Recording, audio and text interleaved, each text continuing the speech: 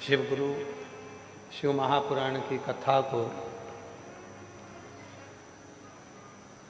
ग्रहण करने के लिए, उसको श्रवण करने के लिए बैठे हैं।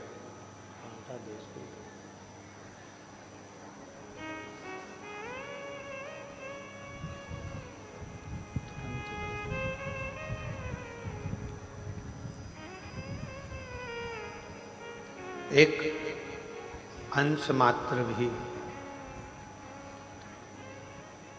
शिव महापुराण की कथा यदि हमारी चित्त में, वृत्ति में, मन में बैठती है तो स्वयं तुमरुका जी चंचुला देवी से कहते हैं कि इस कथा का जो तत्व है, इस कथा का जो रस तत्व है, वह हमारे जीवन को सार्थक कर देता है।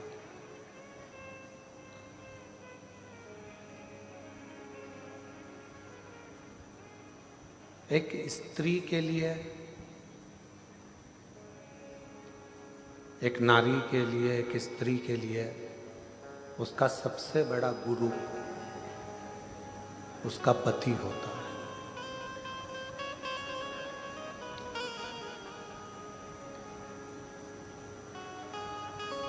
अगर कोई तुमसे पूछे कि एक स्त्री का, एक नारी का सबसे बड़ा गुरु कौन होगा, तो वो उसका पति होगा।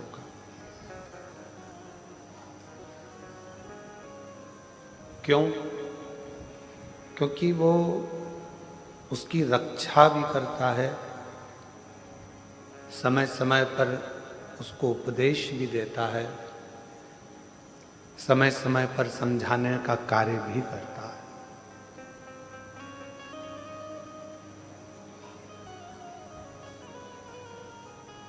पर यदि कोई गलत व्यसन में डूबा हुआ है, गलत तरीके से व्यवहार कर रहा है, गलत मदिरा का पान कर रहा है, गलत विचारों को रख रहा है, गलत सोच को रख रहा है, गलत विचारों को अपने भीतर रख रहा है, तो फिर वो श्रेष्ठता नहीं, फिर वो केवल एक पति हो सकता है, फिर वो गुरु नहीं।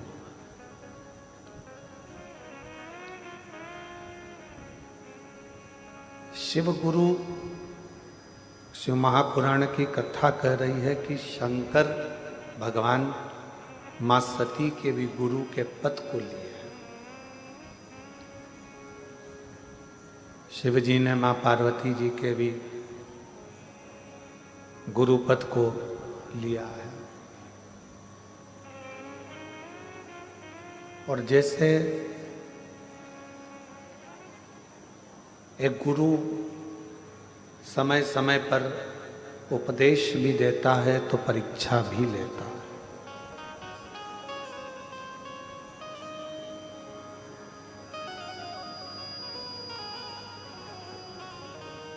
आज की दुनिया गुरु जी का आसन लेने में लगी है, गुरु जी का अनुशासन लेने में नहीं लगी।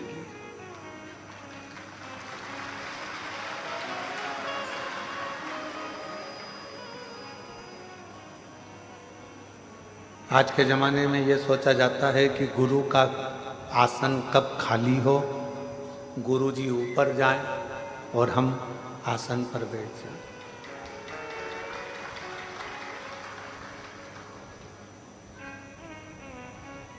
आसन से प्रीति नहीं, अनुशासन से प्रीत होना चाहिए। यदि गुरु जी के बतलाए हुए अनुशासन पर आप चल रहे हो, गुरु जी ने कह दिया कि ऐसा मत करो, मत करो। गुरु जी ने बोल दिया ऐसा करो, कर लो।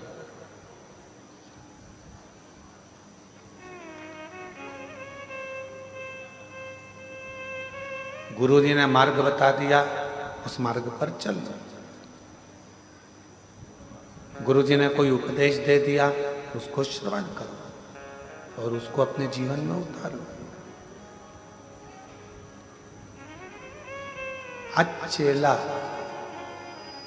गुरु के अनुशासन पर नहीं चलता। आज चेला गुरु जी के अनुशासन पर नहीं है।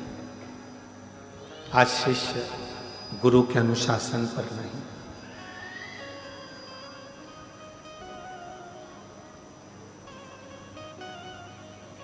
आसन जब गुरु चला जाएगा, गुरु जब देह तो त्याग देगा, देह का त्याग कर देगा, तो आसन तो किसी को भी मिल जाएगा। सिंहासन तो किसी को भी, ये चल रहे हैं, सिंहासन तो किसी को भी मिल जाएगा। और चोंगे जैसी आवाज आ रही है, थोड़ा सेट तो करो उसको।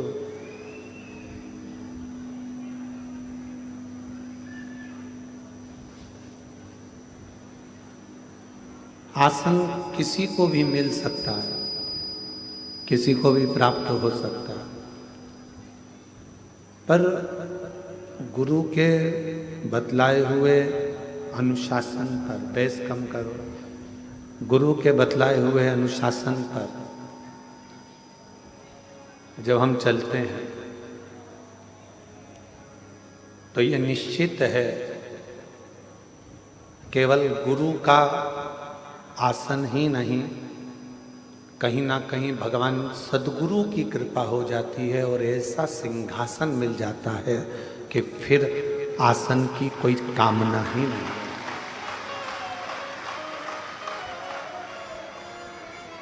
फिर आसन की कोई कामना नहीं।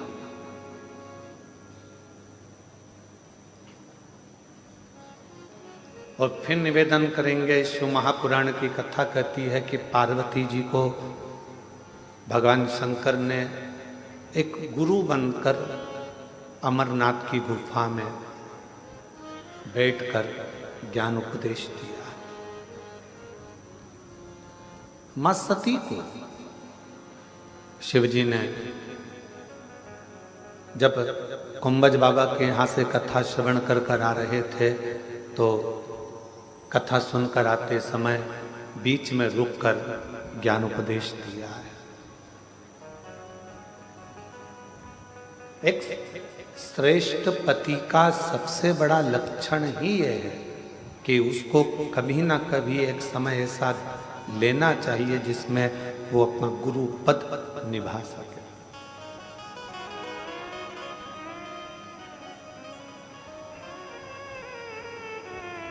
वो अपना गुरु पद निभा सके। और यहां तक कहेंगे,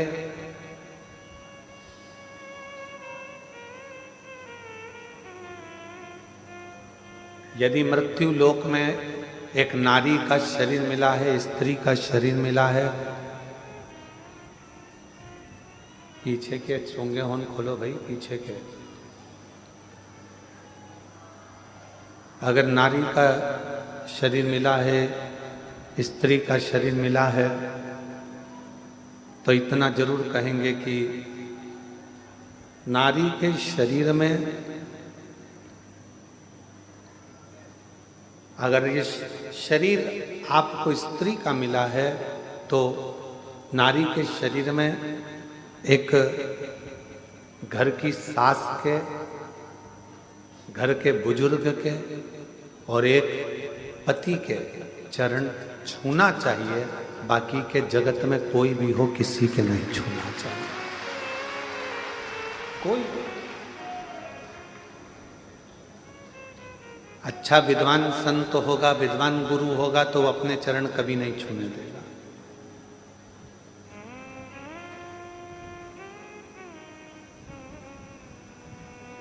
कोई सतगुरु होगा, संत होगा, साल में एक बार कभी गुरु पूर्णिमा महोत्सव आ गया, गुरु पूर्णिमा का उत्सव आ गया, तो चरण भले छूने दे, चरण को स्पर्श करने दे, पर बाकी के समय स्त्री से चरण नहीं छुआ।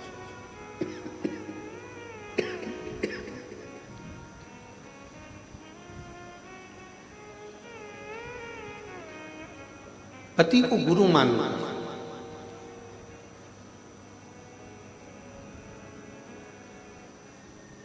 आप उसके चरण का स्पर्श करें। शिव गुरु शिव महापुराण की कथा कहती है। हमने पहले भी कथा में कहा, आज फिर कहते हैं, अगर घर में बुजुर्ग माता पिता बीमार पड़े हैं, घर के अंदर कोई बुजुर्ग बीमार पड़ा हुआ है, कोई रोगीला पड़ा हुआ है, किसी को तकलीफ है, कष्ट है, तो शिव जी को एक लोटा पानी ना चढ़ाकर उस बुजुर्ग को एक लोटा जल पिलाने का प्रयास करना, उसको अच्छा करने का प्रयास।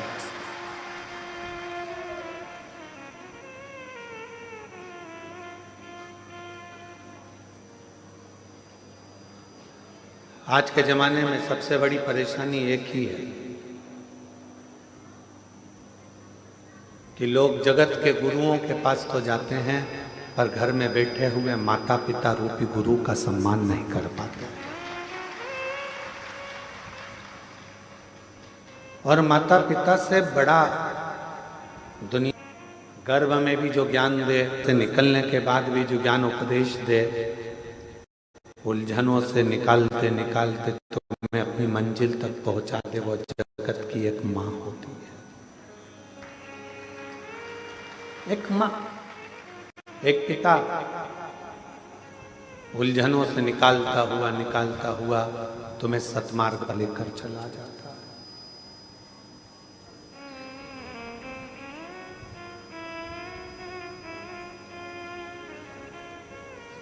कई लोग कहते हैं कि बताओ, उनकी बहू ने हमारे पाँव नहीं छुए, उनकी बहू ने हमारे पाँव नहीं पड़े, चरण प्रणाम नहीं करा। जेठ के पाँव छूना है थोड़ा दूरी से, चरण का स्पर्श नहीं होना चाहिए। नंदोई के पाँव छूना है, चरण यहाँ है, थोड़ा दूरी से, चरण का स्पर्श नहीं होना चाहिए।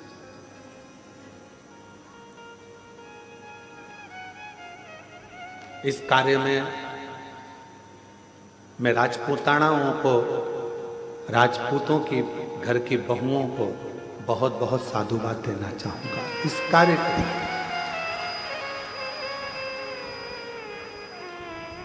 राजपूतों के, राजपूतानाओं के घर की जो बहुएं होती हैं, राजपूतों के घर की जो बहुएं बेटियां होती हैं, सिर पे पल्लू लेकर अगर किसी के चरण भी छूना है तो अपने पल्लू का एक सिरा लेकर जमीन को रखकर जमीन को ही वो प्रणाम करते हुए उनको नमन कर लेती हैं, खम्मा घड़ी कर लेती हैं।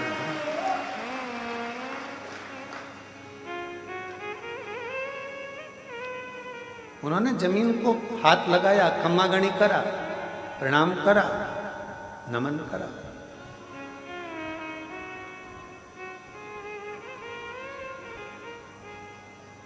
ये हमको संस्कार प्राप्त होते हैं।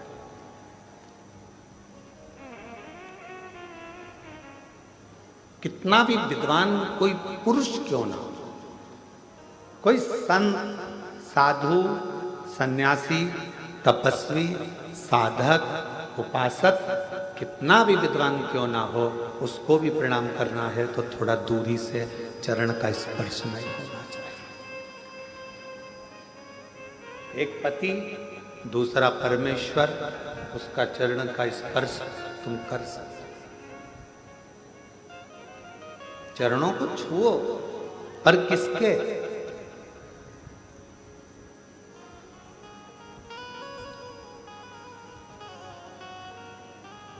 एक मेरे देव अधिदेव महादेव के मंदिर में पहुंचो, मेरे शंकर की चौखट पर जाओ, शिव जी के द्वार पर जाओ, तो शंकर भगवान का अगर मौका लगे आप लोगों को, अगर कहीं ऐसा शिव कृपा कर दे और शंकर जी की करुणा से अगर मौका लग जाए तो शिवलिंग का स्पर्श, जलाधारी का स्पर्श, और अगर नहीं मौका मिलता, किसी मंदिर में जल चढ़ाने का भी मौका नहीं मिलता, किसी मंदिर में जल चढ़ाने के लिए भी अंदर नहीं जाने देते, कोई बात नहीं। मन के हृदय में शिव को बिठाओ और भक्ति का जल अपने मन से चढ़ाओ, शिव उसको भी स्वीकार करे।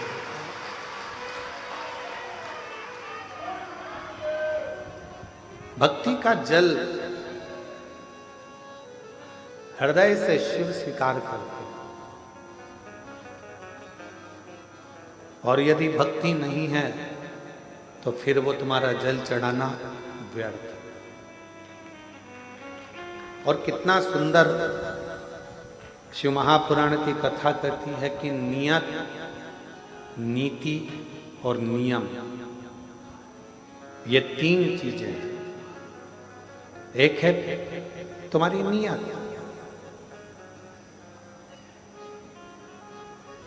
दूसरे नंबर पर है नियम, और तीसरे नंबर पर है नीति।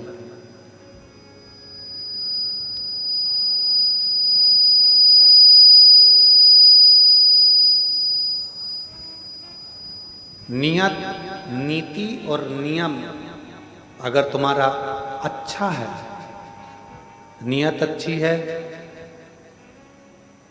तुम्हारी नियत ऐसी नहीं है कि इससे काम निकाला बाद में लात मार दी, काम निकाला और बाद में धक्का दे दिया। अगर तुम्हारी नियत और तुम्हारी नीति, मतलब नीति से मतलब है कि तुम विचार कर कर बैठे हो कि मैं खुद भी गलत नहीं करूंगा और दूसरे को भी गलत नहीं करने दूंगा, तो ये तुम्हारी नीति श्रेष्ठ है। एक नियत को श्रेष्ठ रखिए, दूसरा नीति को श्रेष्ठ रखिए, और तीसरा नियम। अपने जीवन में एक नियम अवश्य। मुझे शंकर जी के मंदिर जाना है, एक लोटा जल चढ़ाना है, भगवान शिव के मंदिर जाना है, शिव की आराधना करना है, शिव की अर्चना करना है, शिव की चाकरी करना है, ये तुम्हारा नियम।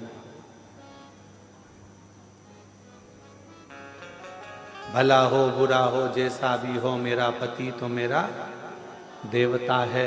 तुमने नियम बना लिया कि मैं अपने पति के रोज चरण छूंगी, मैं अपने घर के बुजुर्ग का, घर के बड़ों का रोज चरण छूंगी। कोई एक नियम, पक्षी को दाना देने से लेकर चींटी को थोड़ा सा अन्न का भाग देना, पक्षी को दाना देना, मछली को दाना देना, गौ माता को रोटी देना, कुत्ता की रोटी निकालना, या अपने दरवाजे पर आए हुए अतिथि का सत्कार करना।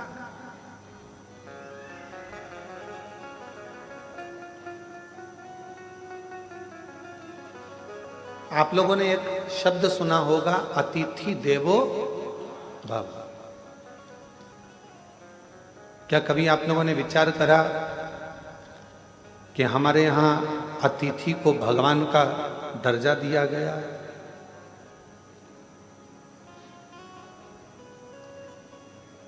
क्यों दिया गया? लिंग पुराण की एक कथा थी, और लिंग पुराण की कथा में कहा गया कि अतिथि देवो भव। एक सुदर्शन नाम के मुनि हुए, ग्रस्त थे।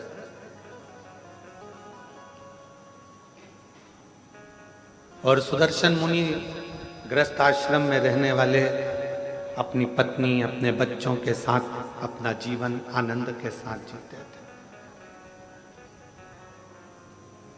आप जितने बैठे हो, जितने भी यहाँ पर पुरुष बैठे हुए हैं, जितने भी पुरुष टीवी पर कथा सुन रहे हैं, मोबाइल पर सुन रहे हैं, या इस कथा के पंडाल में बैठकर कथा सुन रहे हैं, जितने भी कथा सुन रहे हैं, तुम भी एक मुनि हो, तुम भी कोई साधारण व्यक्ति नहीं हो। घर में रहने वाला भी एक संत होता है, घर में रहने वाला भी एक मुनि होता है, घर में रहने वाला भी एक ऋषि होता है। इसलिए उसको ग्रस्त मुनि कहा गया है, ग्रस्त ऋषि कहा गया है, ग्रस्त संत। एक ग्रस्त संत। ये जितने पुरुष बैठे हैं अपनी अपनी धर्म पत्नियों के साथ में, या अन्य आए हुए बांधव जितने भी बैठे हुए हैं, जितने पुरुषगण बैठे हैं, आप सब संत हो, ग्रस्त संत, ग्रस्त साधु, ग्रस्त सन्यासी, ग्रस्त तपस्वी।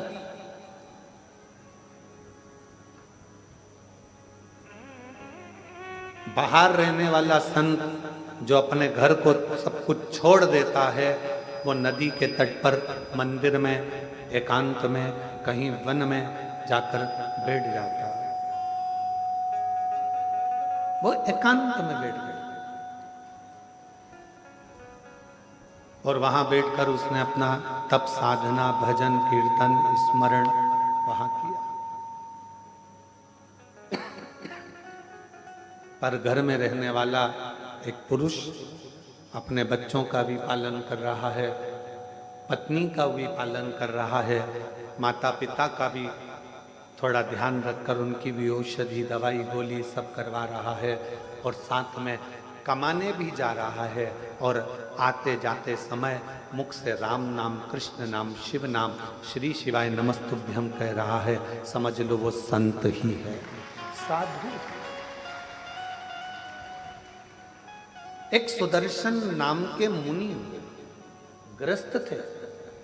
लिंग पुराण की कथा कहती है कि वो ऐसे मुनि थे, अपने बच्चों के लिए कार्य करते थे, परिवार को संभालते थे, पत्नी के लिए भरण पोषण के लिए कुछ थोड़ा बहुत मेहनत करते थे, और खाने पीने की व्यवस्था कर कर बच्चों की अच्छी परवरिश करना, एजुकेशन कराना, उनका ध्यान रखना, घर में बुजुर्ग हैं उन माता पिता के लिए औषधि की व्यवस्था करना, साथ में भगवान शंकर की भक्ति करना, भगवान शिव का स्मरण।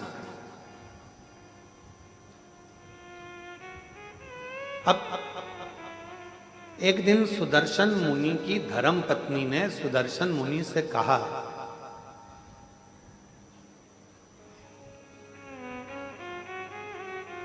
कि मैं बच्चों में व्यस्त रहती हूं, बच्चों की परवरिश में व्यस्त रहती हूं, मैं भगवान के मंदिर नहीं जा पाती हूं, भगवान का भजन नहीं कर पाती हूं, कोई सरल सा तरीका बता दो जिससे मुझे शिव मिल जाए, शंकर भगवान का दर्शन हो जाए, इसका कोई सरल तरीका मुझे बताओ।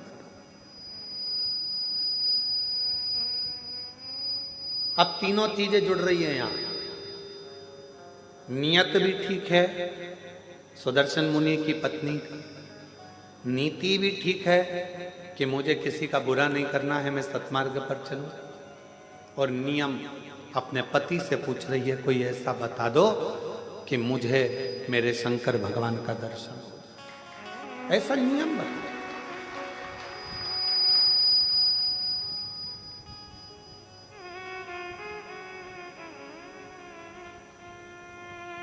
कोई ऐसा उपाय हो आपके पास में जिससे शंकर भगवान का मुझे दर्शन हो, वो उपाय बताओ। सुदर्शन मुनि ने कहा कि तुझे बच्चों से फुर्सत नहीं मिलती, दिन रात तू व्यस्त रहती है, भोजन बनाती है, माता पिता को खिलाती है, परिवार में रहती है, बच्चों की परवरिश करती है, थक जाती है, तुझे मैं क्या उपाय बताऊं। पर पत्नी ने जिद पकड़ ली, कोई ऐसा उपाय बताओ मुझे कि मुझे शिव मिले।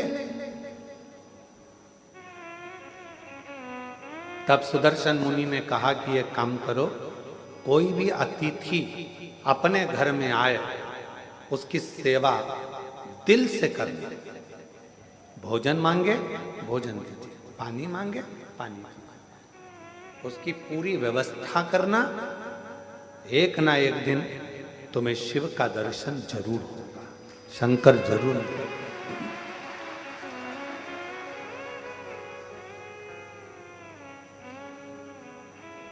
मेरे बच्चे, परिवार, बुजुर्ग, पति, ये सब भी तो घर के अंतर्गत हैं, अब इनके लिए तो कहा अगर घर में अतिथि आया हुआ है, मेहमान आया हुआ है, अतिथि का यदि तुम सत्कार कर रही हो, सम्मान कर रही हो, तो उसमें सब कुछ समाया, सब कुछ, माता पिता भी उसमें समाहित हैं, बच्चे भी उसमें समाहित हैं, सर्वस्वता उसमें समाहित है, आप सेवा करो, ठीक है।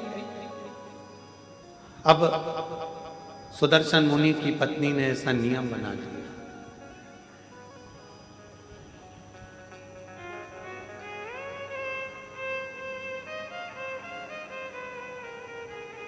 सुदर्शन मुनि की पत्नी ने ऐसा नियम बना लिया कि अब घर में कोई भी अतिथि आए उसका सम्मान करती है, उसका आदर करती है, उसका सत्कार करती है।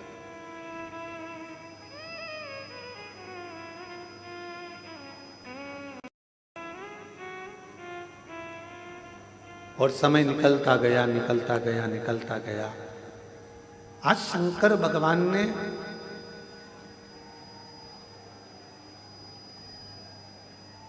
एलईडी बंद है क्या कि आवाज नहीं आ रही है?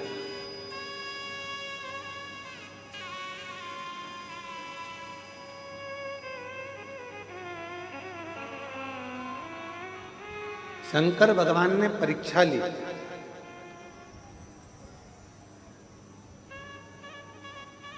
और सुदर्शन मुनि की परीक्षा लेने के लिए शिवजी अपनी धर्म पत्नी को बोल कर गए पार्वती जी को कि आज मैं एक गृहस्थ संत की पत्नी की परीक्षा लेने के लिए जा रहा हूं।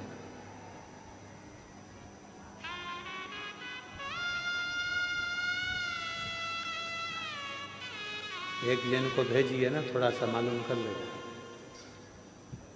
एलईडी है।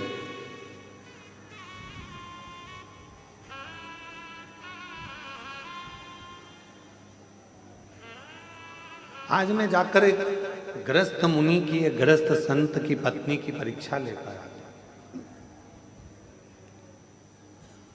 और भगवान शंकर जाने लगे तो पार्वती जी ने उनको रोका। आप जा तो रहे हो, बहुत भोले हो, मैं जानती हूं कि तुम जाओगे और अगर उसने तुम्हारी सेवा करी, परीक्षा में पास हो गई तो तुम कुछ ऐसा वैसा देकर मत आ जाना।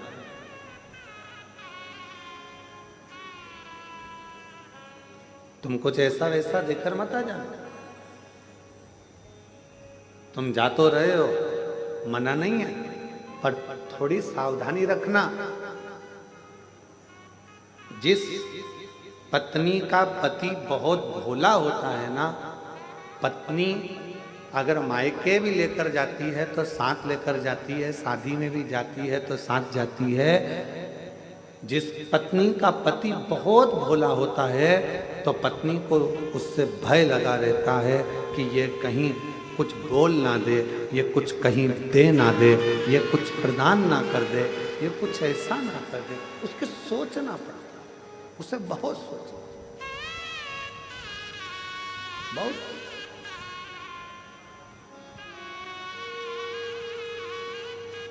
और शंभु शरणे करी मांगू घड़ी दुख काटो दया करी न दर्शन हो। शंभु शरणे मांगू घड़ी रे दुख काटो दया करी दर्शन। अब पार्वती जी को चिंता लगी कि तुम भोले स्वभाव के हो, तुम्हारा नाम ही भोला, तुम भोले स्वभाव के हो, तुम्हारा नाम ही भोला है। कहीं तुम उनकी परीक्षा में पास होकर कुछ ऐसा वैसा देकर मत आ जाना जैसा तुमने भस्मासुर को दिया था। एक कंगन भस्मासुर ने तुमसे मांग लिया था और तुमने अपने हाथ का कंगन निकाल कर उसको दे दिया था और कहा कि इसको पहन ले, जिस पे हाथ रखेगा वो भस्म हो जाएगा। और वो तुम्हारे ही पीछे पड़ गए। प्रैक्टिकल तुम पर कर रहा था।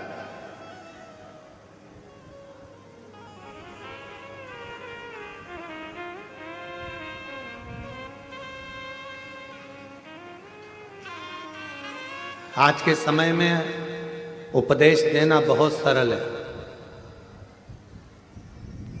गूगल पर सर्च करना, यूट्यूब पर निकालना, ढेर सारे मोटिवेशन स्पीच देने वाले मिल जाएंगे। और मालूम पड़ता है कि वो खुद भी डिप्रेशन में पड़े रहते हैं। आज के समय में उपदेश देना सरल है, पर उस उपदेश को अपने ऊपर धारण करना दुनिया का सबसे कठिन काम।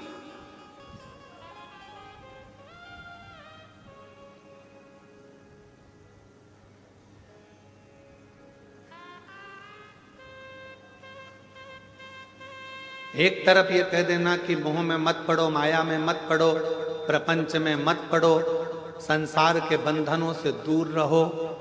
दूसरी तरफ अपने मोबाइल पर देखते रहना कि अपनी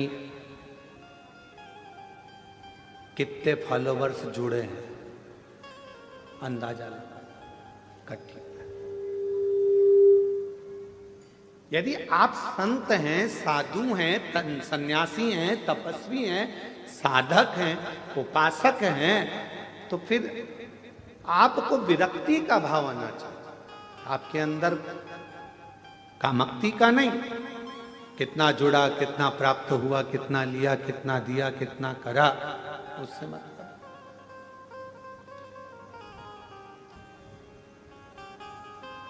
और आप सबको बड़ी प्रसन्नता होती होगी देखकर कि कुबेरेश्वर धाम पर आने वाले सभी भक्तों ने पहले पूर्व में देखा होगा, छोटी सी जगह थी, छोटी सी जगह से उसको धीरे धीरे बड़ा करते करते करते करते धर्मशाला, हॉस्पिटल, अब धीरे से बच्चों के लिए, उनकी निःशुल्क शिक्षा के लिए, उनकी पढ़ाई के लिए गुरुकुल की तैयारी भी चालू हो गई है। गौशाला के बाद में पास में नंदीशाला की, जो गाय के बछड़े होते हैं, बैल, उनको लोग काटने के लिए भेज देते हैं, तो उन बैलों की रक्षा के लिए नंदीशाला की व्यवस्था।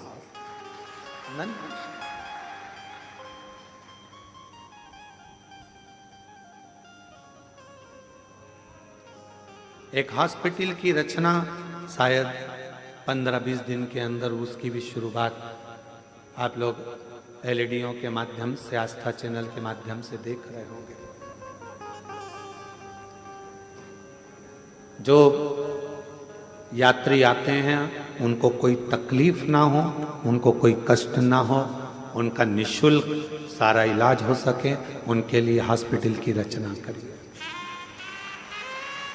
भोजनशाला आप देखते होंगे निरंतर रोज, अभी तो आप लोग लाखों की संख्या में आए हो तो बड़ा भोजनशाला चल रहा है, नहीं तो निरंतर 35 से 40 हजार यात्री शिव भक्त रोज सुबह 10 बजे से लेकर शाम को 4 बजे तक भोजन ग्रहण करते हैं लगातार। फिर शाम को बाबा की आरती होकर खिचड़ी प्रसाद ग्रहण करते हैं। अभी ये कथा बाबा के इस पावन ग्राउंड में हो रही है, प्रांगण में हो रही है।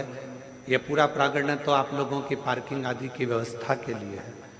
इसी के ठीक पीछे जहाँ कथा होती थी वहाँ बहुत बड़ा एक इस टेंट का नहीं, बड़ा लोहे का एक शेड बन रहा है, जिसमें लाखों भक्त एक साथ बैठकर आराम से कथा सुने।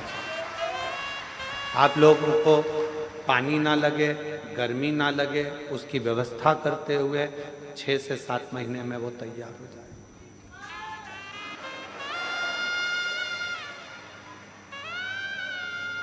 होम्योपैथिक औषधि केंद्र, आयुर्वेदिक औषधि केंद्र और सारी व्यवस्था कुबेरेश्वर धाम पर आप लोगों को निःशुल्क मिल सके, उसकी पूरी तैयारी यहाँ करी जाए। पूर्ण व्यवस्था। लड़की की शादी हो, सूचना दो सीहोर, हमारी बेटी की शादी करना है, 25 लोग लड़के वाले, 25 लोग लड़की वाले आए।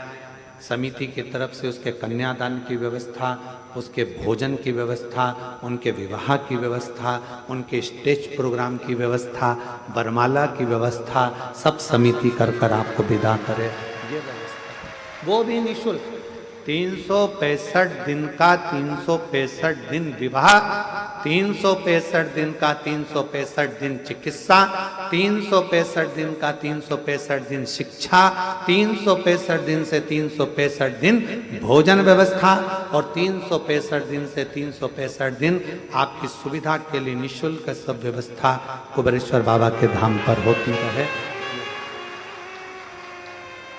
ये मूल है। आपको प्रसन्नता हो कि आपका दिया हुआ दान, 365 दिन गौ माता की व्यवस्था, 365 दिन नंदी बाबा की व्यवस्था। तुम्हें प्रसन्नता होना चाहिए कि तुम्हारा जो दिया गया दान है वो कहाँ लग रहा है, किस जगह पर लग रहा है, किस स्थान पर लग रहा है।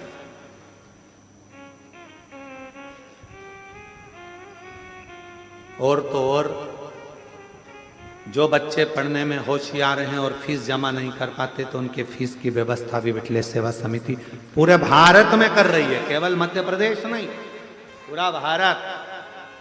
कोई भी प्रदेश होता है, सूचना मिलती है, उसकी व्यवस्था करी। शिव है तेरा तुझको अर्पण, तेरा है तुझे समर्पित। हमारी माता ने तो हमको जन्म दिया था तो हमारे पास में बिछाने के लिए हमारी माँ के पास में गोदड़ी भी नहीं थी। तुलसी के क्यारे के नीचे जन्म हुआ था और तुलसी के क्यारे के नीचे जन्म हुआ था। हमारी माता का हाथ पकड़कर खींचकर हमारी ताई लेकर कक्ष में गई। बिछाने का सामान नहीं था तो जो मुरमुरा होता है, क्या बोलते हैं उसको, परमल, मुरमुरा, पोहे की लाई जो प्रसाद में खाते हो, मुरमुरा, उसका टाट पड़ा हुआ था बोरा जिस पर हमारा जन्म हुआ। उस बोरे पर जन्म हुआ है और मृत्यु के समय पर भी कोई राजसी ठाट नहीं। यही मानव का शरीर ऐसे ही छूट कर चले जाना है। इसलिए आपका आप में ही लगा कर जाना है कि आप लोगों की जिंदगी के साथ श्रेष्ठ।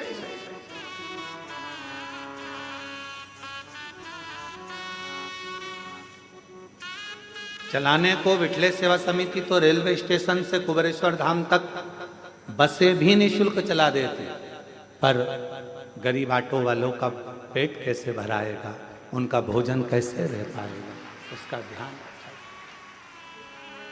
उनका भरण पोषण कैसे हो।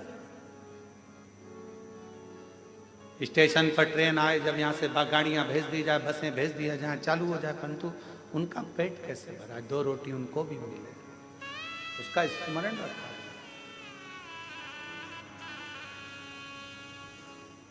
शिव भक्ति को धारण करो।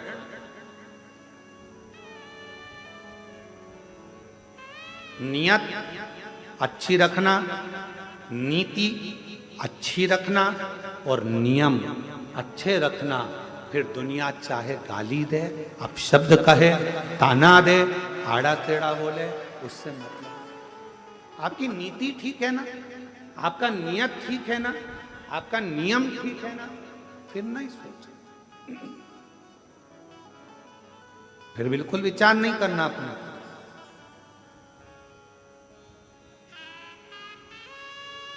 हमारे सीहोर के कई हॉस्पिटल हैं जिसमें वेंटिलेटर तक नहीं है, पर कुबेरेश्वर धाम का जो हॉस्पिटल बना है उसमें ढेरों सारे वेंटिलेटर तक लगाए गए हैं, जिससे किसी को दिक्कत ना, किसी को तकलीफ, किसी को कष्ट ना।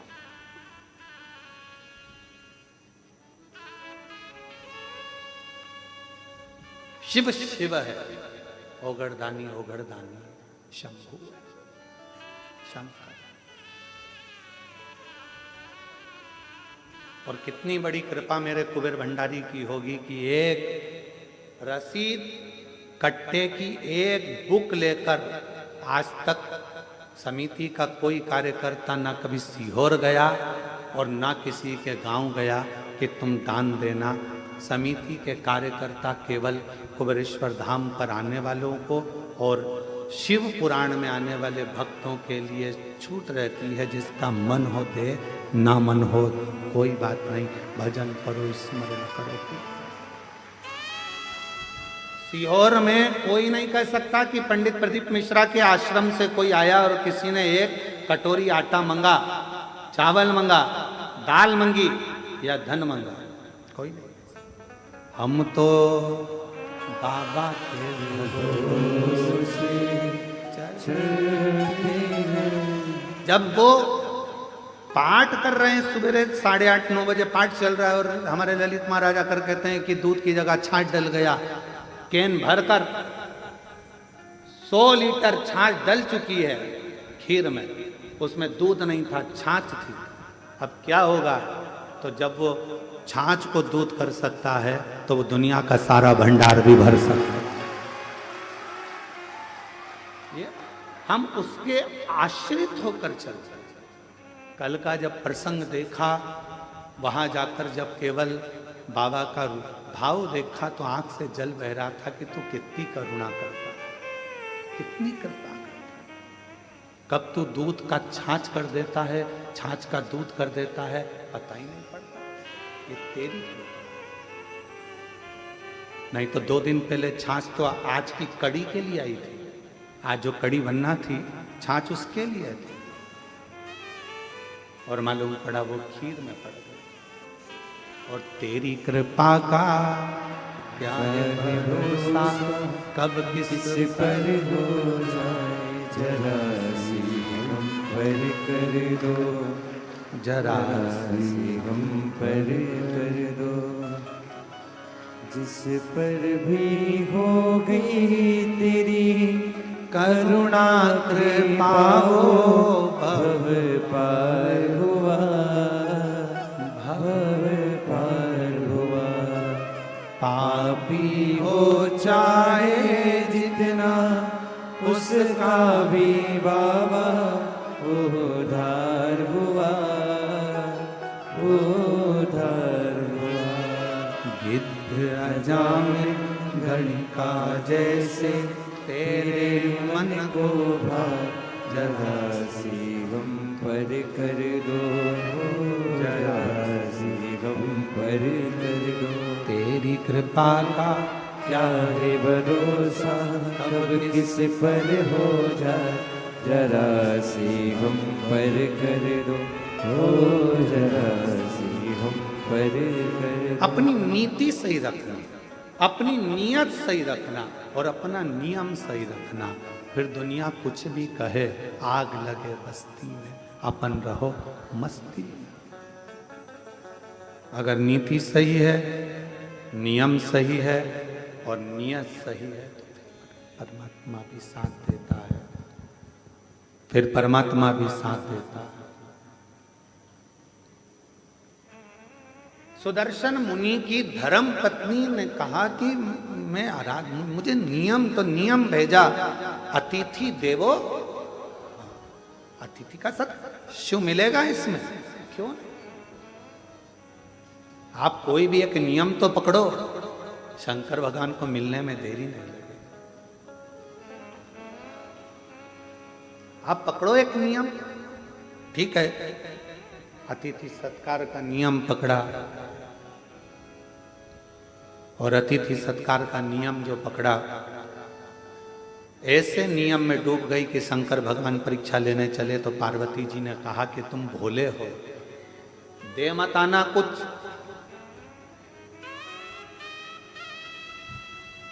और भोला जो होता है ना, उसके साथ भोलेनाथ हर पल होता है, हर पल।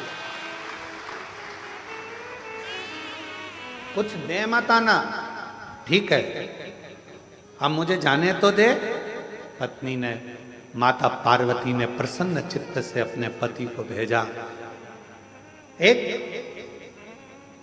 दरिद्र का वेश बनाकर, बड़ा तन पर कपड़े फटे हैं, भिक्षुक का वेश बनाकर आवाज लगाई सुदर्शन मुनि के दरवाजे पर, माता भिक्षाम दे, भूख लगी, कुछ भाग मिले मुझे तो अच्छा है। सुदर्शन मुनि की पत्नी ने दरवाजा खोला। बाबा क्या बात है? भूख लग रही है।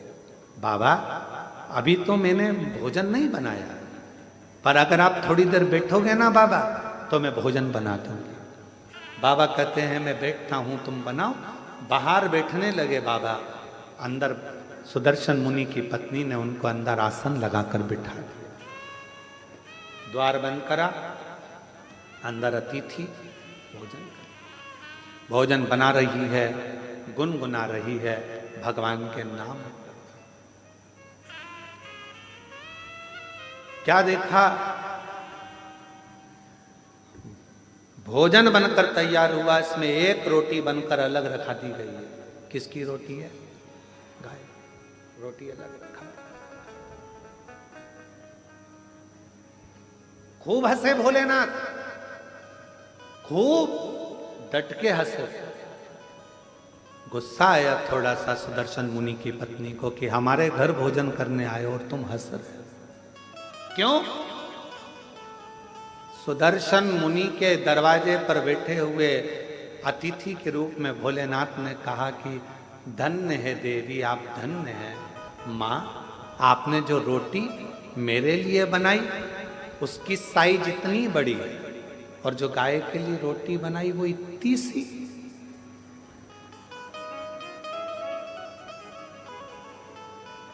होना तो ये चाहिए मैं 2 पांव से चलता हूं, गाय 4 पांव से चलती है। मेरा शरीर छोटा है, गाय का शरीर बड़ा है, तो मेरी रोटी से बड़ी तो गाय की रोटी होना चाहिए। पर संसार के लोगों ने अपनी रोटी से छोटी रोटी गाय की कर दी है। बोलो, ये गलती केवल सुदर्शन मुनि की पत्नी से नहीं, अपने घर में भी होती है।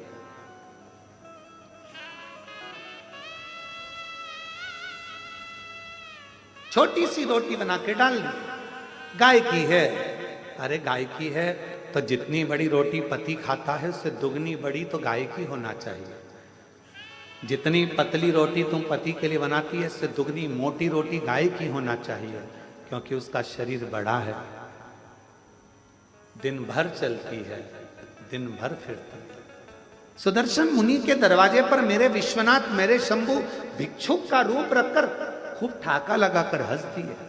पत्नी ने पूछा कि तुम मेरे घर भोजन करने आए और मुझे देखकर हंस रहा। शिव जी ने कहा कि ये रोटी तो बहुत छोटी है गाय की, रोटी तो बड़ी करो। पत्नी सुन रही थी सुदर्शन मुनि की, बाबा की बात सुनकर उसकी आंखों से जल भर गया।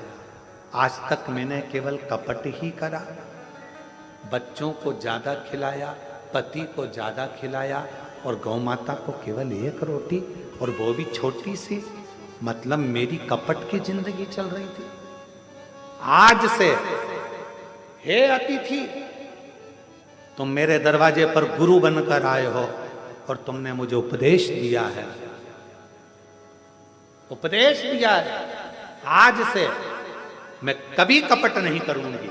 जैसा मेरा पति पावे वैसा अतिथि पावे, जैसे बच्चे पावे वैसे परमात्मा पावे, जैसे मेरे घर के पावे वैसे गौ माता पावे। एक उपदेश मेरे शंकर भगवान ने दिया, इसलिए प्रथम गुरु है शिव, आदि गुरु है शिव, आदि योगी है शिव। उपदेश दिया। अब दूसरा उपदेश का समय था। भोजन की थाली लगकर तैयार हुई अतिथि के लिए। इतनी देर में दरवाजे पर पति आ गया, दरवाजा की कुंडी बजाई। सुदर्शन मुनि, द्वार खोलो, दरवाजा खोलो। पत्नी अंदर से आवाज लगा दी, कौन है? पति चिल्ला कर बोला, क्या तुझे मेरी आवाज सुनाई नहीं देती? मैं तेरा पति, तेरा भरतार, और तू दरवाजा नहीं खोलती? पत्नी आवाज लगाकर कहती है, आपने कहा था अतिथि देवो भव, अभी मैं अतिथि को भोजन करा रही हूं। पागल हो गई है, मूर्ख हो गई है।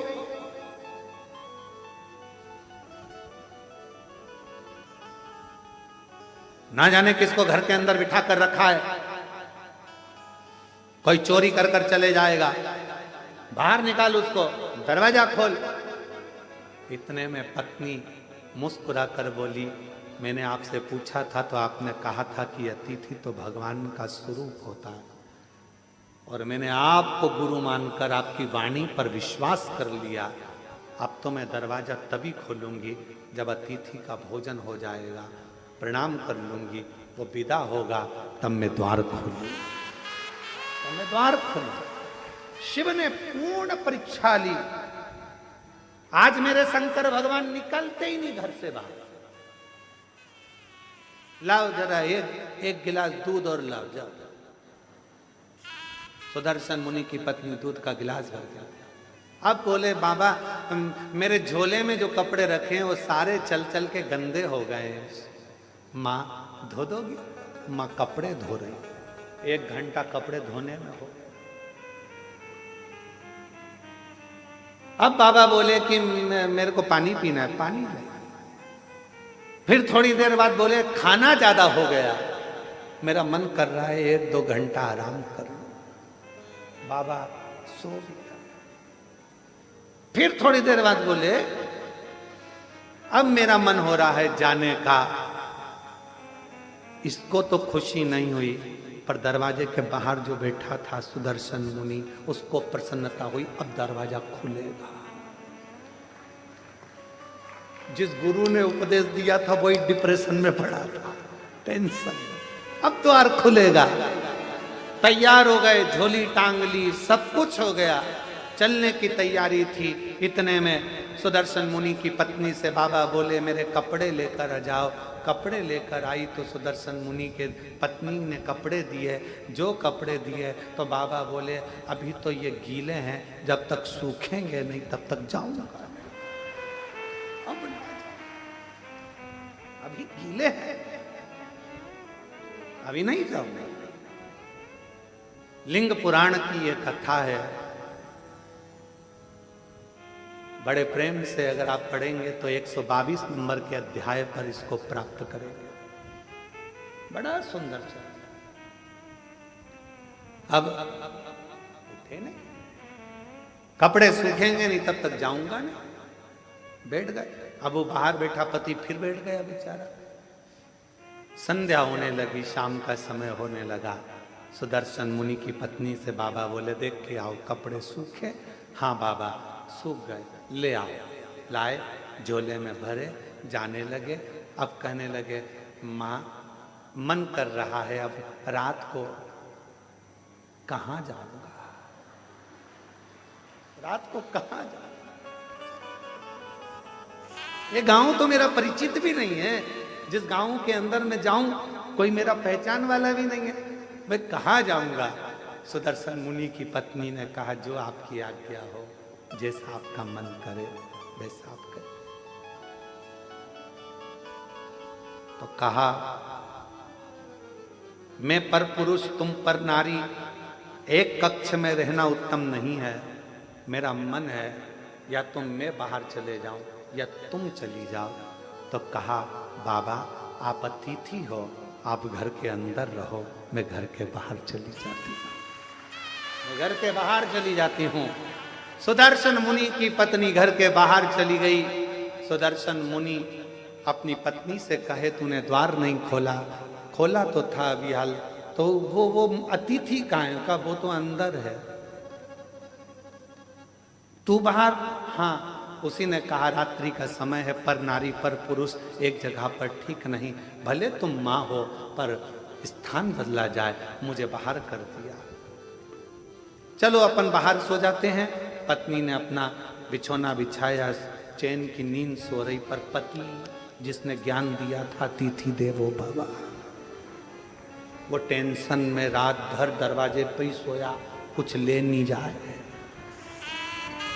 कुछ ले नहीं जाए। उपदेश देना सरल है, ज्ञान देना सरल है, ये कहना सरल है, मोह मत रखो, माया मत रखो, ये मत करो, वो मत करो, वो मत करो। ज्ञान उपदेश देने वाले ढेर सारे मिलेंगे। 24 घंटे मोबाइल पर देखो, कोई ना कोई उपदेश देता हुआ मिल जाएगा।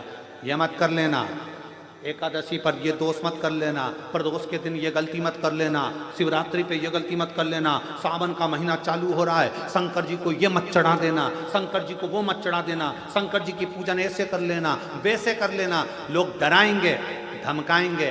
सावन भी तुम्हारा है, शिव भी तुम्हारा है, तुम्हारे दिल में आए वैसी पूजन करना। छूट है, तुम्हारे दिल में आए वैसे शंकर को भजो, तुम्हारा मन करे वैसे शिव को रिझाओ, तुम्हारा दिल करे वैसे शंकर की आराधना करो। कोई कहे ये मत चढ़ाओ पाप लगेगा, कोई के वो मत चढ़ाओ पाप लगेगा। उसने कहा पाप कहाँ होता है वो बताओ पहले। कहा नरक चले जाओगे, तो कहा तू देख कर आया क्या? हमारे पड़ोसी गए अभी तक नहीं आए, बताया ही नहीं कि नरक है कि स्वर्ग है। जो जाता है वो बताता नहीं है कि मैं स्वर्ग में हूं कि नरक में हूं। इसलिए ये सब मेरे को मना सिखाओ। मेरा शंकर मेरा है, अड़भंगा मेरा है, शिव मेरा है। जल चढ़ाऊंगी तो भी मुझे स्वीकारेगा, नहीं चढ़ाऊंगी तो भी स्वीकारेगा, क्योंकि मेरा बाप है, शंकर है, शिव है, उसमें भ्रम नहीं, मुझे भ्रमता नहीं। मैं आडंबर में पड़ने वाली नहीं।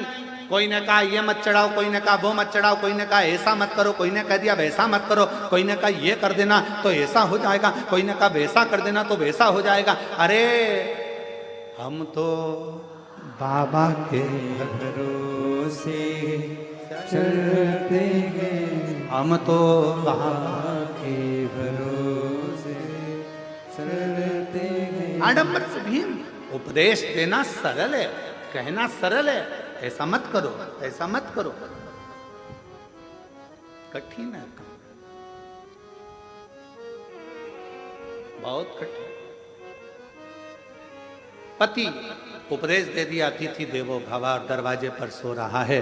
सुदर्शन मुनि दरवाजे पर सो रहे हैं, ये कुछ लेकर ना चले जा। दूसरे दिन सुबह धर्म पत्नी के नेत्र खुले, पति के चरणों को प्रणाम करा, दरवाजा बजाया, अतिथि देवो महादेवो, अतिथि देवो महादेवो, दरवाजा बजाया। शंकर भगवान जो रूप में थे, दरवाजा खोला, खोलकर जो पत्नी ने दर्शन किया, ये कोई दरिद्र भिक्षुक नहीं है, ये तो मेरा देव अधिदेव महादेव है।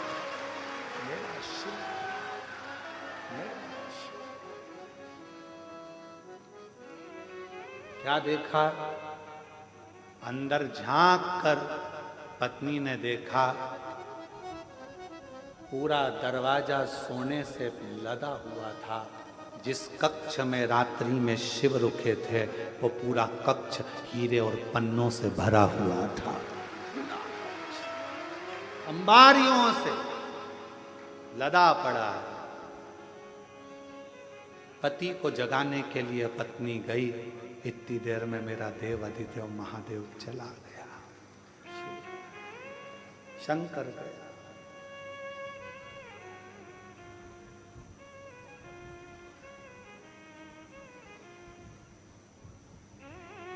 पत्नी ने पति के चरण पकड़ लिए। आपने कहा था अतिथि की सेवा करना, शंकर का दर्शन हो जाएगा। आपके बराबर दुनिया में कोई गुरु नहीं मिलेगा।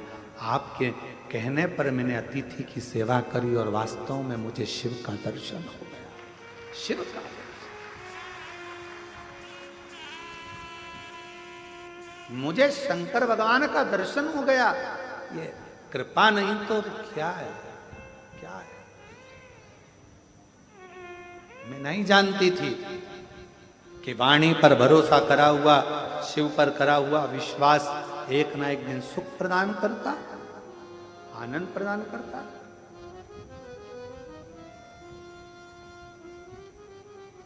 और देख लिया संसार हमने, देख लिया सब मतलब के यार हमने, देख लिया झूठे नाते झूठे रिश्ते, झूठे नाते झूठे रिश्ते, अरे झूठा है संसार हमने देख लिया। सब मतलब के यार हमने देख लिया। अतिथि देवो भव, ये संबोधन गलत नहीं है। ये हमारे लिंग पुराण से, शिव पुराण से, नर्मदा पुराण का ये संबोधन है कि अतिथि देवो भव। अतिथि का सम्मान अगर दिल से करा जाए तो वो शिव का ही एक अंश माना जाए। यहाँ पर काशी वाले चतुर्वेदी जी आज आए हैं। कहाँ है? ये काशी में जब कथा थी, हम विदा हो रहे थे, तब इनकी आंख में आंसू भरा हुआ था। इनकी धर्म पत्नी और ये दोनों, कहाँ है? दोनों की आंख में आंसू था। और हमने पूछा, हम जा रहे हैं इसलिए रो रहे हो क्या? तो कहा नहीं, हम इसलिए नहीं रो रहे। तो हमने पूछा फिर रो क्यों रहे हो? कहा इतने सारे शिव भक्त काशी में आए, हो सकता है उनके भोजन की व्यवस्था में कुछ कमी रह गई हो तो आंख में आंसू भर रहा हो सकता। साधु था चतुर्वेदी, दोनों हो सकता है उनके सेवा में कोई कमी रह गई।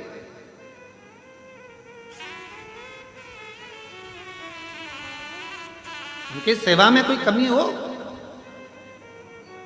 महाराज कुबेरेश्वर धाम पर भोजन व्यवस्था चलती है। हम हमेशा जब भी कथा कर कर सीहोर आते हैं तो अपने शिव भक्तों से, सेवादारों से एक ही बात कहते हैं कि सबको भरपेट भोजन मिले, किसी से ऊंची आवाज में बात ना करें, किसी को अपशब्द ना कहें, किसी को ताना ना दें, किसी को आड़ा टेढ़ा ना बोलें, जो हो वो प्रेम से खिलाओ, पर किसी से कोई शब्द ऊंची आवाज में ना बोला जाए, क्योंकि अतिथि देवो भव, भगवान शिव का एक बुजुर्ग है, बूढ़ा है, जवान है, बच्चे हैं, बीमार है, अच्छा है, जैसा भी है, मेरे बाबा का बेटा बेटी इस धाम में आता है, उसका सत्कार पूरा करो, उसका सत्कार पूरा करो, उसको कोई कमी नहीं रहना चाहिए।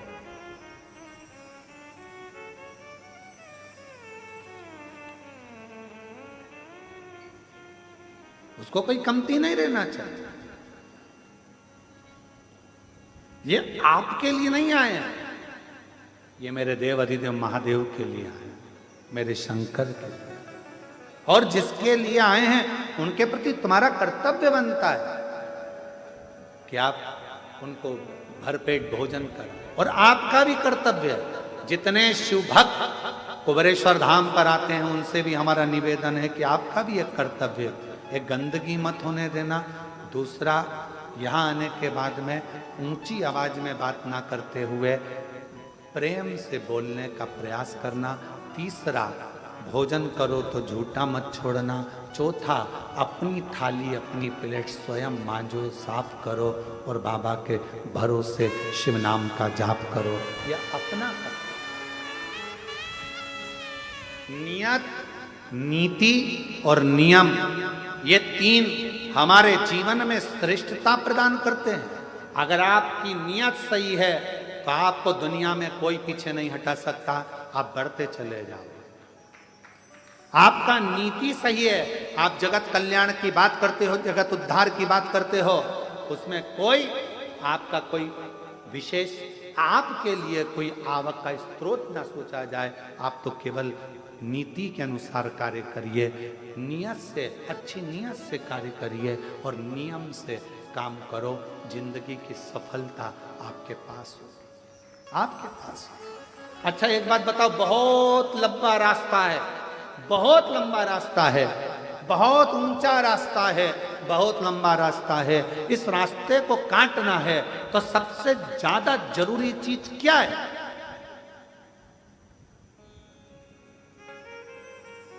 सबसे ज्यादा जरूरी चीज क्या है?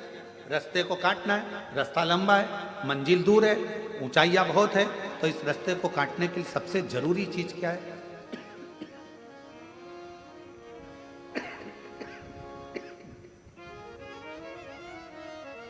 सबसे जरूरी है दो चीजें। एक, आपका विश्वास, और दूसरा, जिस रास्ते पर चल रहे हो उस पे चलने के लिए तुम्हारे पांव की मजबूती,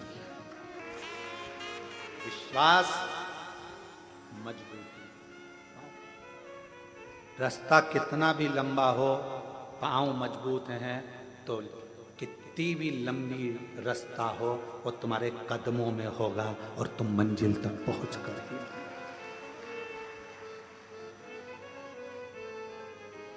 कितना भी लंबा रास्ता, कितनी भी लंबी मंजिल बहुत दूर क्यों ना है, मंजिल रास्ता कदमों में होता है अगर विश्वास प्रबल होता है, भरोसा प्रबल होता है। मेरे भगवान शंकर माता सती के भी गुरु हैं और मेरे भगवान शंकर माता पार्वती के भी गुरु हैं। अब गुरु का एक बहुत बड़ा फर्ज है,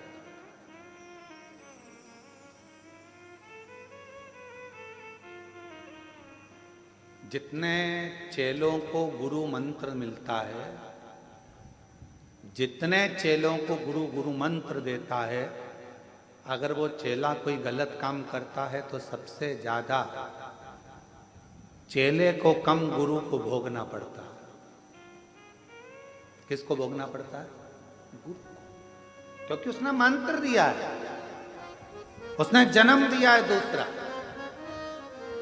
इसलिए गुरु दीक्षा देने वाला गुरु अपने शिष्य को पहले परखता है।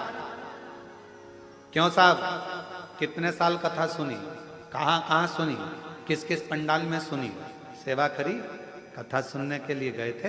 हाँ, हम बैठे थे पंडाल में, कथा सुनी। मैं 4 साल से टीवी पर सुन रही हूँ। गुरु देख लेता है, ये जो शंकर की भजन, ये मेरे से गुरु मंत्र लेने नहीं, शिव का मंत्र लेने के लिए आई है, शिव का मंत्र लेने के लिए आया है। अगर इसने कथा में दिल लगा लिया, इसने पूरा भरोसा यदि शंकर पर कर लिया, तो इसने अगर गुरु मंत्र ले लिया तो एक दिन ये शंकर के चरणों में जरूर पहुंचेगा।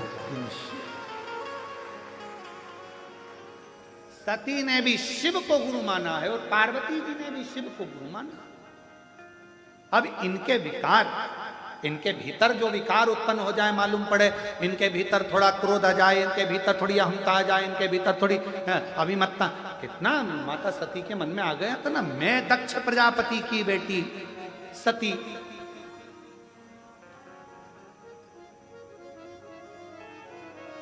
और मुझे कुंभज ऋषि के आश्रम में कथा सुनाने लेकर जा रहे।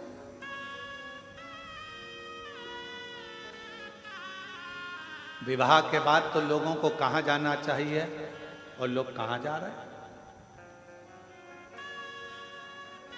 आप कहां लेकर जा रहे हो मेरे को? कितना सुंदर कहा है,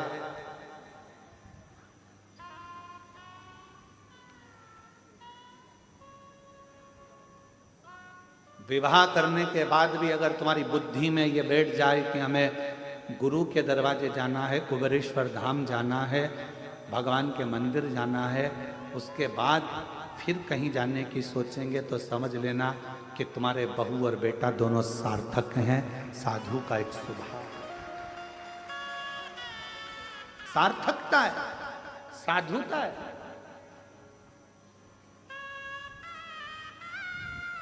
जैसे कहाँ जा रहे हैं? कहाँ? हम उज्जैन जा रहे हैं। कहाँ जा रहे हैं? हम ओमकारेश्वर जा रहे हैं। अच्छा, मतलब मध्य प्रदेश आने वाले हो? हाँ। और तुम्हारे मन में आ गया, अरे भैया मैंने सुना है मध्य प्रदेश में सीहोर जिला है, सीहोर जिले में, सीहोर के पास में 11 किलोमीटर दूर पर, रेलवे स्टेशन से 11 किलोमीटर दूरी पर कुबेरेश्वर बाबा का धाम है, जहाँ का कंकर शंकर के रूप में पूजाता है।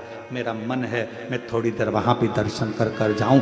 ये तुम्हारे भीतर की एक आनंद का, ये तुम्हारे भीतर की एक श्रेष्ठता है कि तुम्हारे अंदर ये उत्साह उत्पन्न हो रहा है कि मैं कुबेरेश्वर धाम जाऊं, कंकर शंकर की भूमि पर जाऊं, शिव धाम जाऊं। और यहां मिलना कुछ नहीं, आप सोचो कि कई लोग कहते हैं हम वृंदावन जा रहे हैं, वृंदावन में बिहारी जी के भी दर्शन होंगे, रंगनाथ जी के भी दर्शन होंगे, यहाँ भी होंगे, वहाँ भी होंगे, बाबा का गोवर्धननाथ जी बाबा की परिक्रमा भी होगी, यमुना जी का स्नान भी होगा। कोई कहे हम अवध जा रहे हैं, वहाँ पर माँ सरयू जी का दर्शन होगा, स्नान होगा, पूजन होगा, राम जी का दर्शन होगा, कनक बिहारी जी का दर्शन होगा, ये होगा। कोई कहे हम काशी जा रहे हैं, वहाँ पर विश्वनाथ जी का दर्शन होगा, काल भैरव का दर्शन होगा, महामृत्युंजय भगवान का दर्शन होगा, नर्मदेश्वर भगवान का दर्शन होगा, ओंकार बाबा का दर्शन होगा। सबके मन में भाव, पर अलग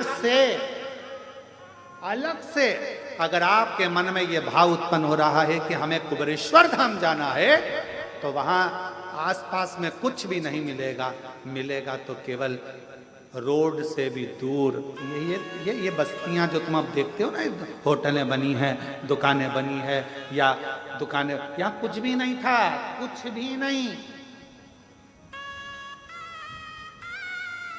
और पूछना ये गांव के लोगों से, यहाँ के गांव के आसपास के लोगों से, कुछ भी नहीं था। मां रोड से यहाँ गौशाला तक आने के लिए लोगों को किसी का इंतजार करना पड़ता था कि कोई आएगा तो उसकी गाड़ी के पीछे गाड़ी ले लेंगे, या फिर कोई आएगा तो उसके साथ में बात करते करते चले जाएंगे। इतना लोगों के अंदर भय रहता। जंगल, खेत, खलियान पूरा खाली, केवल एक जिस स्थान पर बड़ा शिवलिंग बना हुआ है, वहीं पर एक छोटा सा बाबा का स्थान, और बाबा की अविरल भक्ति, कुछ भी। जिस नाव वाली बिल्डिंग में राम जी बैठे हुए हैं, उसी के नीचे छोटा सा टीन का एक छपरा, जिसमें हम, आप पूछना गांव के लोगों से, वहीं पर पूड़ी बनाते, वहीं पर रोटी बनाते। कोई गांव का व्यक्ति या कोई व्यक्ति वहां से भूखा प्यासा निकलता तो उसको मालूम पड़ता कि यहाँ कुछ मिल जाएगा, बैठता, उसको रोटी बनाकर, टिक्कड़ बनाकर अपना शिव नाम जपना, गायत्री का अनुष्ठान करना, श्री शिवाय नमस्तुभ्यम जपना, और उसको खिला देना, पवा देना, और उसका चलेगा। क्या था? कुछ नहीं। आज पूरा शहर बस गया, पूरा शहर। क्या था? केवल शिव, केवल शंकर। छोटा सा शिव जी का स्थान, उसके सिवाय कुछ नहीं, बस कंकर शंकर, उसका भजन, उसकी भक्ति और उसका नाम।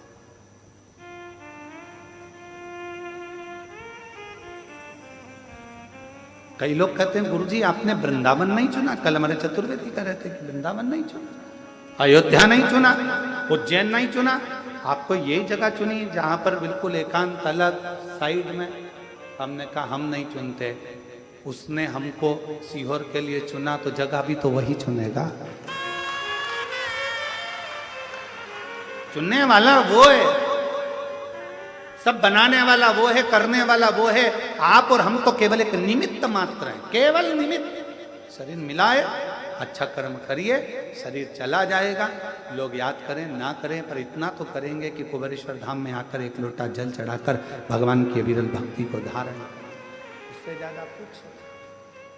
और हम तो बाबा के भरोसे चलते हैं, हम तो बाबा के भरोसे चलते हैं।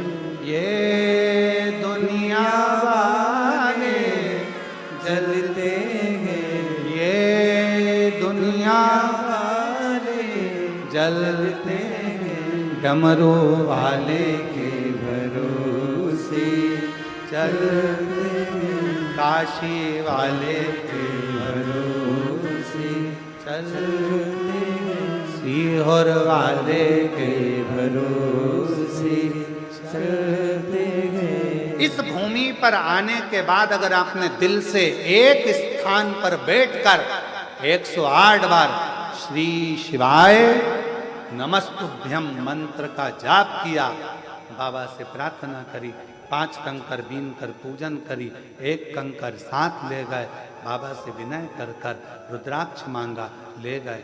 जो कामना कर कर आए हो, मेरा विश्वास कहता है 3 महीने में बाबा वापस बुला लेगा।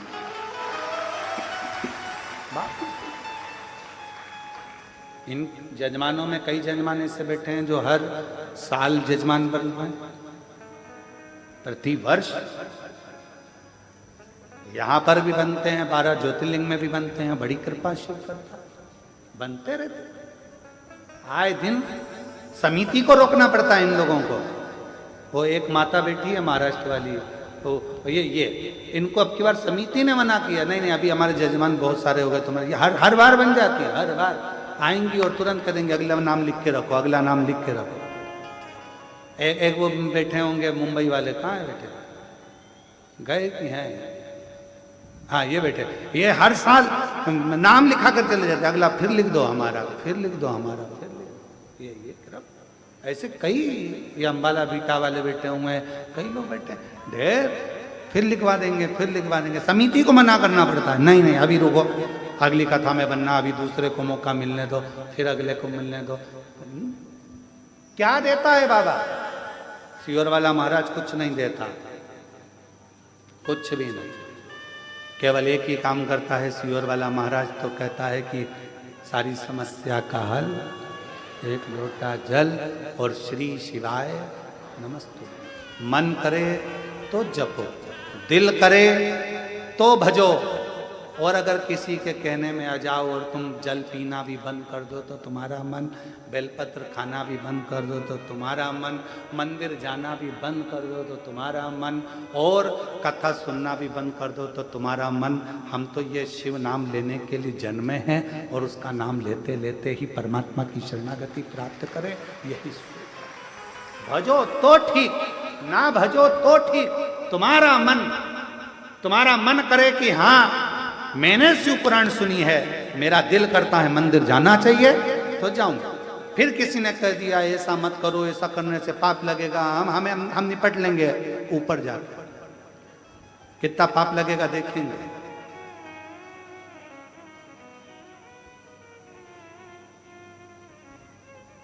शायद भारत की भूमि पर जितना विरोध किसी पुराण का नहीं हुआ होगा, उतना विरोध शिव महापुराण का हुआ है। जो मिलता है केवल शिव पुराण का, ये ऐसा बोल दिया, वैसा बोल दिया, ये गलत कर दिया, वो गलत कर दिया। अरे कुछ भी गलत करा, उसका नाम तो पशुपति नाथ है। एक कुत्ता भी जाकर अगर उसे चाट लेता है तो अगला जन्म नहीं पाता है, उसको पशुपति नाथ कहते हैं। एकांत में शंकर जी का ओटला, शंकर जी का मंदिर खाली पड़ा है, उस खाली पड़े मंदिर में कोई नहीं जाता तो कौन पहुंच गया? कुत्ता। कौन पहुंच गया? गाय। कौन पहुंच गया? पशु पक्षी जानवर जीव सांप बिच्छू सब उस मंदिर के अंदर होंगे, शंकर जी से चिपके रहेंगे, शिवलिंग से चिपके रहेंगे। चीटा शिवलिंग के पास, चीटी शिवलिंग के पास। किसी मंदिर की बड़ी बड़ी मूर्तियों का दर्शन करिए, बड़े बड़े इष्ट भगवान का दर्शन करिए, किसी मंदिर में तुम्हें चीटा चीटी नजर नहीं आएंगे, पर शंकर जी के पास सब चिपके रहेंगे। फूल में इल्ली, वो भी शंकर जी से चिपकी, वो भी चिपकी, और ऐसे चिपकी ऐसा लग रहा है जैसे पूछो मती कि इतने प्रेम से कैसे चिपकी। समझो, जब पशु पक्षी जानवर जलचर थलचर वायुचर ये सब शिव के करीब में है, क्यों? क्योंकि उसका नाम विश्वनाथ है। वो सारे विश्व के वासियों को, चाहे जो भी जीव हैं, उसको अपना बना लेता है। लोग कहते हैं पाप लगेगा, शिव महापुराण की कथा कहती है भगवान का जल पीने से पाप नहीं। शिव पुराण की कथा कहती है अगर कोई शंकर जी का प्रसाद लेकर जा रहा है, उसका मात्र दूर से खड़े होकर भी दर्शन कर लिया जाता है, तो फिर उसके परिवार की 71 पीढ़ियां बैकुंठ चली जाती है, भोगना नहीं पड़ता है। यह शिव पुराण में लिखा है। विद्येश्वर संहिता के अंदर शिव महापुराण में लिखा कि शिव जी के प्रसाद का मात्र दर्शन करने से भी 71 पीढ़ियां तर जाती है, 71 पीढ़ियां। तो फिर शिव तत्व क्या, उसको समझे तो। शिव माता पार्वती जी ने शंकर को अपना गुरु माना, और गुरु का फर्ज है विकारों को हर लेना, कष्टों को हर लेना, तकलीफों को हर लेना।